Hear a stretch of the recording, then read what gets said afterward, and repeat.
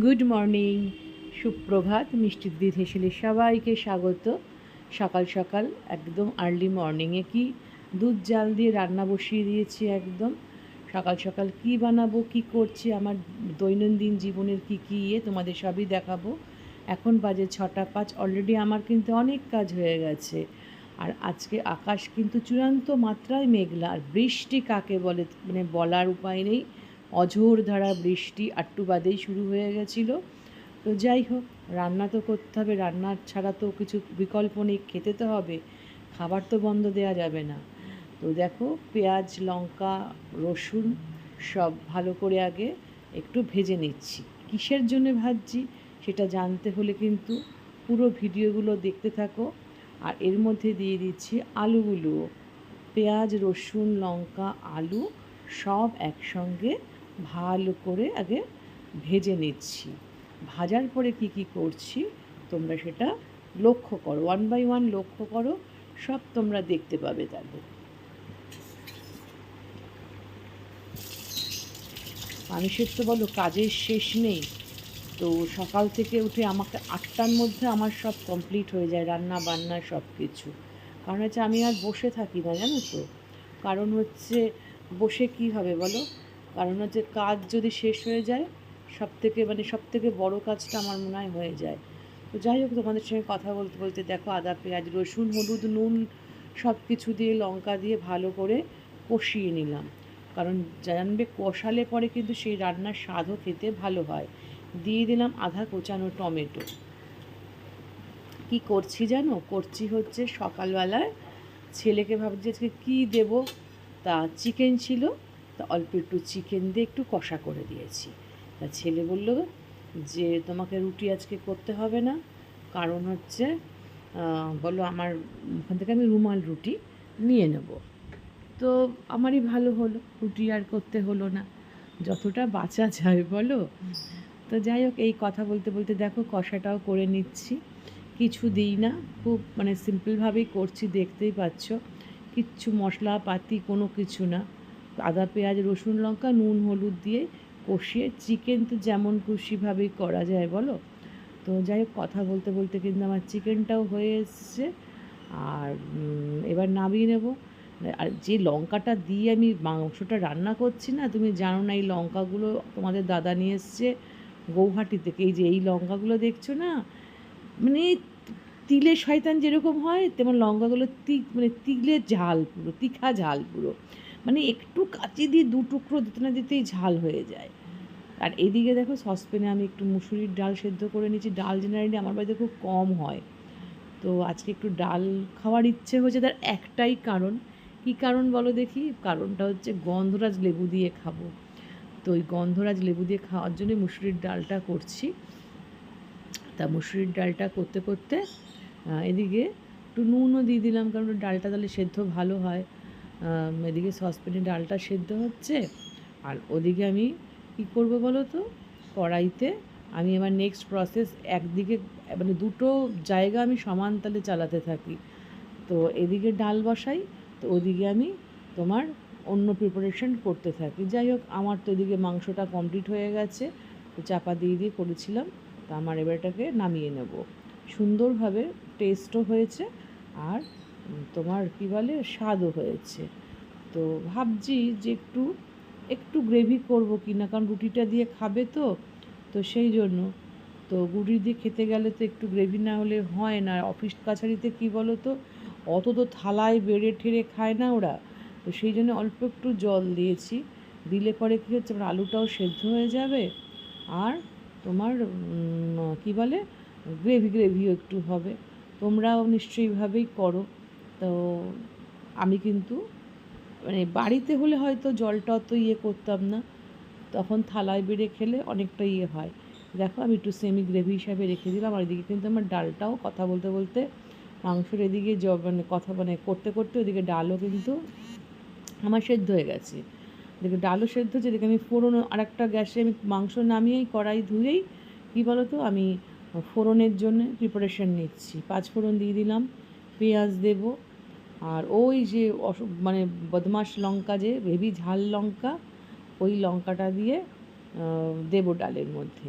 তাহলে কি আমার অল্প একটু মানে জাস্ট আমি কাঁচি দিয়ে একটুখানি কাটিয়ে আমার লঙ্কাটা হয়ে যায়, মানে ঝালটা হয়ে যায় এই করতে করতে। তো যাই হোক, আমার তো কমপ্লিট পথে ডালটা সোমবার দিলেই হয়ে যাবে। তো সোমবারটা দিয়ে কিন্তু আমি বসে নেই, জানো তো, মানে এইদিকে কাজ করতে করতেও আমি কিন্তু হাজারো কাজ সেরে আসছি। কারণ হচ্ছে সকালবেলায় বোঝো তো যে সব দিদিরা আসে, তারপরে তোমার কাজের শেষ থাকে না, মানে নিজে কি করব নিজেই বুঝতে পারি না যে কোন হাত দিয়ে কোনটা করব। মানে যখন দিদিরা আসে তখন আমি রান্নাঘর টান্নাঘর মুছে একদম ক্লিন করে ফেলি, কারণ হচ্ছে আমার ওই রান্নাঘর নোংরা থাকলে ভীষণ মটকা গরম হয়ে যায়। তো ওই জন্য মানে আমি মানে রান্নাটা তাড়াতাড়ি সারি, সেরে করে ফেলি সব কিছু। তার মধ্যে তো এরকম মেঘনা দেখতে পাচ্ছ, মেশিনে যতই কাচি না কেন শুকানোর তো একটা ব্যাপার থাকে, তো সেগুলো তো বাইরে মেলতে পারছি না। দেখো আমি লাল লাল করে কিন্তু পেঁয়াজটা ভেজে নিয়েছি। এইবার কী করো তো, ওই যে ডালটা সেদ্ধ করেছি, দুদিকে করছি তো, একদিকে ডাল সেদ্ধ একদিকে এবার ফোড়নটাও ভাজা হয়ে গেছে। এবার আমি ডালটা দিয়ে দিলাম। ডালটাও আমার এদিকে দেখো একটু দু ফোঁটা দিলেই আমার হয়ে যাবে, কারণ হচ্ছে তোমার সব মেজারমেন্ট এমনি ঠিকই আছে, শুধু একটু সোমবারের সঙ্গে ফোটাবো, ব্যাস আমার কিন্তু ডাল কমপ্লিট হয়ে যাবে। তো ডালটা হয়ে যাওয়ার পরে কি বলো তো, আবার আমি রাত্রিবেলায় না, তোমরা কি করো আমাকে জানিও, আমি রাত্রিবেলা সব কেটে রেখে দিই, কারণ তাহলে আমার সুবিধা হয় সকালবেলায় যে ফটাফট ফটাফট রান্নাটা করতে পারি। তার মধ্যে মাছ এনেছে, সেই তোমাদের দাদা খাবে পার্শে মাছ, আমাদের ঘরের আর সবাই খাবে কাটাপোনা, সেই দুভাগে দুভাগে করা, দুখানা পার্শে মাছ আবার আমাকে করতে হচ্ছে। তো এই ডালটা নামেই পার্শে মাছটা করে ফেলছি ফটাফট করে। পার্শে মাছগুলো খুব ভালো, জানো তো, এত ভালো, মানে একটু পার্শে মাছের জেনারেলি এটা স্বভাব হচ্ছে পেটটা ফাট করে খুলে যায়, কিন্তু আমার মাছটা কিন্তু পেটটাও খুলে নিয়ে সাইজটাও খুব ভালো আছে। তো যাই হোক, এই করতে করতে করতে করতে তো আমার মাছটাও হয়ে গেল। তো আমার সবই মানে কমপ্লিটের পথে, আর ওই মাছটা করলেই হয়ে যাবে। তো দাঁড়াও, আমি আবার ভাত বসাবো, তো সেই জন্যে আবার তার ব্যবস্থাপনা চলছে, একটু দাঁড়াও। তো কালো জিরে ফোড়ন দিয়ে দিয়েছি, কালো জিরে ফোড়ন দিয়ে এইবার কিছুই না, সিম্পল করেছি, পেঁয়াজ একটু রসুন দিয়েছি, এখানে আদা দিই না আমি, আর তোমার হচ্ছে একটু টমেটোটাকে একটু গ্রেটারে করে দিয়েছি, ব্যাস আমার কিন্তু এটা কষাবো, কষিয়েই আমি কিন্তু নামিয়ে দেবো, কারণ হচ্ছে বেশিক্ষণ ফোটাবো না, মানে করবো না, ভাজা ভাজা আমার হয়েই গেছে, অল্প একটু জল দেবো, ব্যাস আমার কিন্তু তাহলে হয়ে যাবে পার্শে মাছটা। আর কি বলো তো, পার্শে মাছ কিন্তু কথা বলতে বলতেই হয়ে যায়।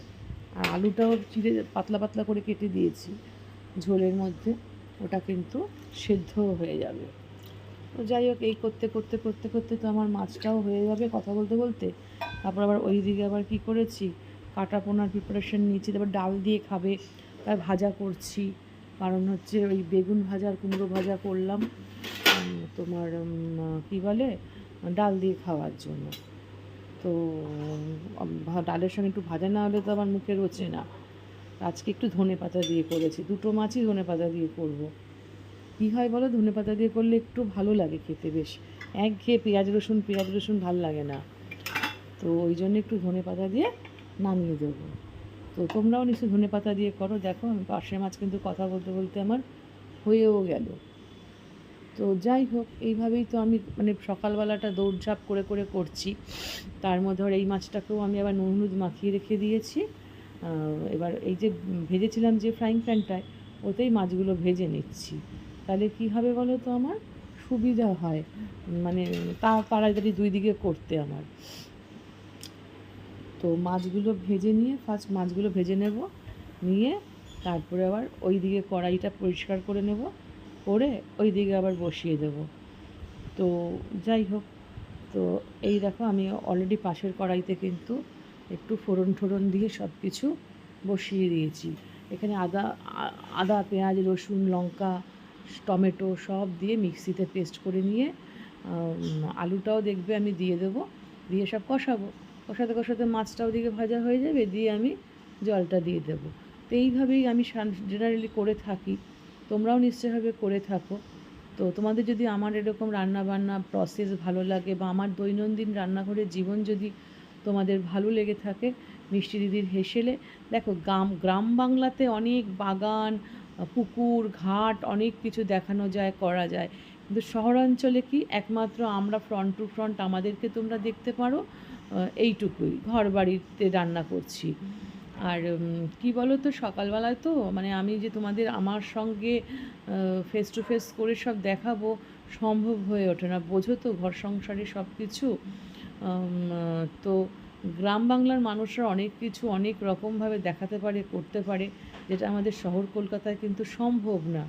তো তাই জন্য তোমাদের একটু বলা, হয়তো তোমাদের তাদের জিনিস ভালো লাগে দেখতে, বিভিন্ন রকম পথে ঘাটে নানান রকম জিনিস ওরা দেখায়, এই পুকুরে মাছ ধরছে, এই শাকসবজি তুলছে, এই বাগান থেকে এটা তুলছে। আমাদের তো তা সম্ভব নয়। দেখো মশলাটা আমার সুন্দর কষানোও হয়ে গেছে। তো যদি ভালো লেগে থাকে এইভাবে মানে মিষ্টি দিদির হেসেলের, আমি আসি খুবই মাঝে মাঝে, আগে একটু বেশি আসতাম, এখন আসতে পারি না, কারণ হচ্ছে ঘরে কাজকর্ম থাকে তো, মিস্ত্রিরা কাজ করে, তারপর সকালবেলা 8টার মধ্যে রান্না কমপ্লিট করি, ছেলে বেরিয়ে যায়, তো আমার পক্ষে একটু মুশকিল হয়ে যায়। তো আসবো তোমাদের কাছে, অনেকেই লিখছো যে দিদি ভাই তুমি আসো না কেন, তো আসবো আমি, দাঁড়াও একটু সময় দাও আমাকে, আমি একটু গুছিয়ে নিই, নিশ্চয়ই আসবো। তো যাই হোক, তোমাদের যদি ভালো লেগে থাকে মিষ্টি দিদির হেসেলের সমস্ত ক্রিয়াকলাপ, তা তোমরা নিশ্চয়ই অবশ্যই নতুন বন্ধুদের বলবো পাশে থাকা বেল আইকনটা তোমরা প্রেস করে অবশ্যই মিষ্টি দিদির হেসেলের নতুন বন্ধু হয়ে যেও। আর অলরেডি দেখো পাশে ভাতও বসিয়ে দিয়েছি, মানে ভাত হলেই আর এইটা হলেই আমার কমপ্লিট। দেখো ধনেপাতাও দিয়ে দিলাম, আমার মাছও কমপ্লিট হয়ে গেছে। আর তোমরা ভালো থেকো, সুস্থ থেকো, সাবধানে থেকো, নিরাপদে থেকো। আজকের মতো বিদায় নিচ্ছি, টাটা।